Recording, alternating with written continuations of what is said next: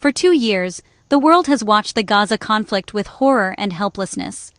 The war, which began in October 2023, has caused immense suffering and loss of life. Millions have been displaced, famine and disease are rampant, and peace has seemed impossible. Deep mistrust between Israeli and Palestinian leaders has blocked every attempt at negotiation. But today, October 4, 2025, something has changed. Former U.S. President Donald Trump has put forward a detailed plan to end the war. In a surprise move, Hamas has agreed to enter negotiations based on this plan. This breakthrough has captured the world's attention and offers a rare chance for peace. For Israeli hostage families, there's renewed hope. For Palestinians, a possible end to their nightmare. The conflict has devastated Gaza, shaken Israel, and fueled global tensions. For the first time in 2 years, a real conversation about peace has begun. This is the story of that fragile but vital new beginning. In a global video address, Donald Trump announced a major breakthrough. Hamas had responded to his 20-point ceasefire plan. Trump confirmed Hamas accepted key parts and was ready for immediate negotiations. He called on Israel to halt bombing Gaza to create a safe environment for talks. While reports of continued strikes emerged, Trump's public call for de-escalation was a powerful signal. He promised fair treatment for all parties, aiming to build trust on both sides. Trump emphasized this was a collective international effort, not just his own. Everyone is united in wanting to end this war, he declared. By taking a public role, Trump put pressure on both Hamas and Israel to follow through. His video address was a bold move, designed to capture attention and build momentum. The world, weary of violence, saw a tentative reason to hope. Trump's confident declaration offered a rare chance for an end to Gaza's suffering. The stakes could not be higher. Trump thanked key Middle Eastern nations for mediating the talks: Qatar, Turkey, Saudi Arabia, Egypt, and Jordan. These countries used their influence to bridge the divide between the warring parties. Qatar, hosting Hamas's political office, played a central role in communication.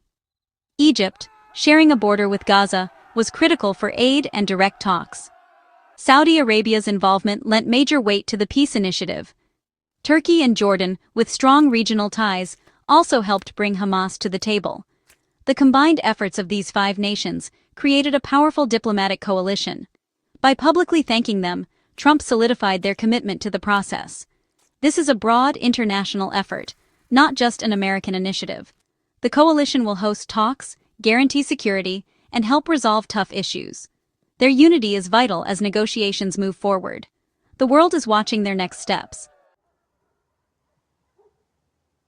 Central to Trump's announcement was hope for the families of the 48 Israeli hostages.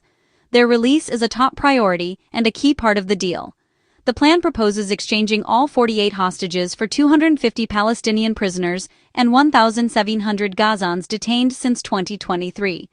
This large-scale exchange is designed to incentivize both sides to compromise. Beyond freeing hostages, Trump's message was about lasting peace. He promised a future where Israelis and Palestinians can live without fear. The plan links hostage release to a permanent ceasefire, building momentum for a complete end to the conflict. For Gazans, it means hope for rebuilding. For Israelis, relief from constant threat. The dual focus on urgent needs and long-term peace is what makes this moment significant. It's not just a pause in fighting, it's a chance for real change. Both sides have a shared interest in making negotiations succeed. The world is watching to see if this opportunity can finally end the war.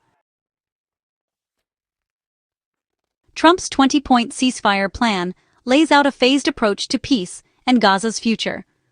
Governance is key. An interim International Board of Peace, chaired by Trump, would oversee a transitional government of independent Palestinian technocrats. Hamas and other militant groups would have no role in this government, a core Israeli demand. Israeli forces would withdraw gradually, handing territory to an international security force. The final withdrawal depends on disarmament and a stable, non-threatening Gaza government. The plan offers amnesty to Hamas members who renounce violence and safe passage for those who wish to leave. This aims to dismantle Hamas's military structure, without more bloodshed.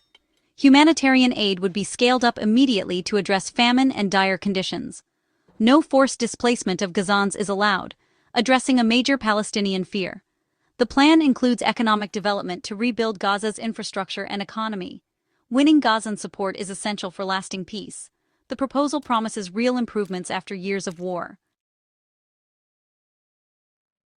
Hamas's response set the negotiations in motion. They agreed to talks based on Trump's proposal and to negotiate the release of all hostages. Hamas accepted handing Gaza's administration to independent Palestinian technocrats, a major concession. But their acceptance was not unconditional. Hamas did not address disarmament or the Board of Peace chaired by Trump.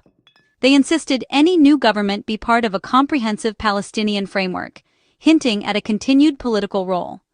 These omissions and conditions show Hamas sees this as a starting point, not a final deal.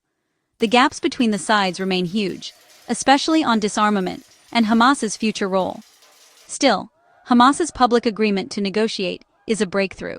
The upcoming talks in Egypt will have to tackle these tough issues. Success depends on bridging these divides. The peace process hangs in the balance. While diplomats celebrated, Gaza's reality remained one of terror and suffering. Despite Trump's claim of a bombing pause, Israeli strikes continued, killing at least 70 Palestinians in one day. Gaza's humanitarian crisis is catastrophic, over 67,000 dead, 170,000 injured, and famine spreading. Thousands remain buried under rubble. The health system has collapsed. Famine has killed hundreds, including many children, as food and water are scarce. Disease spreads rapidly, compounding the misery. Gaza's physical destruction is nearly total. 92% of homes damaged or destroyed. Schools, hospitals, and places of worship have been wiped out. For Gazans, peace talks are met with suspicion. They've seen ceasefires fail before. Until bombing stops and aid flows, hope is a dangerous luxury. The trauma runs deep, and trust is hard to rebuild. The world's promises mean little without real change on the ground. For now, survival is the only certainty. News of Hamas's willingness to negotiate sparked global reactions.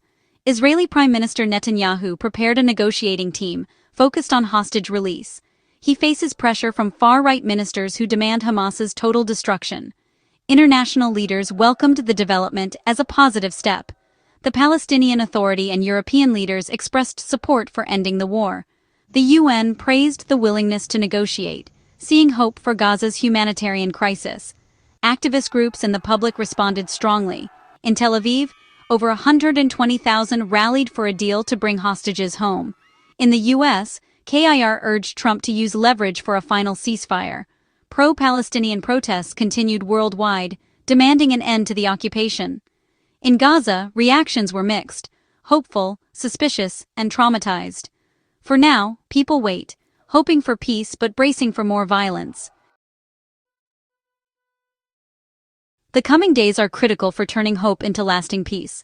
Israeli and Hamas teams will arrive in Cairo for indirect talks, mediated by Egypt, Qatar, and the U.S. The immediate goal: finalize the hostage prisoner exchange and halt the fighting. Major obstacles remain, especially Israel's demand for Hamas's disarmament and Hamas's refusal to discuss it now. The timeline for Israeli troop withdrawal and Hamas's future political role are also contentious. If a deal is reached, it could end one of the region's most destructive conflicts and allow massive humanitarian aid into Gaza. Success could stabilize the region and open the door to a broader political solution. Failure would likely mean intensified fighting and deeper despair. The world is watching Cairo with bated breath. The road ahead is fragile and uncertain, but for the first time there is a road. The choices made now will determine whether it leads to peace or more war. The stakes are enormous for everyone involved. The next chapter is about to be written.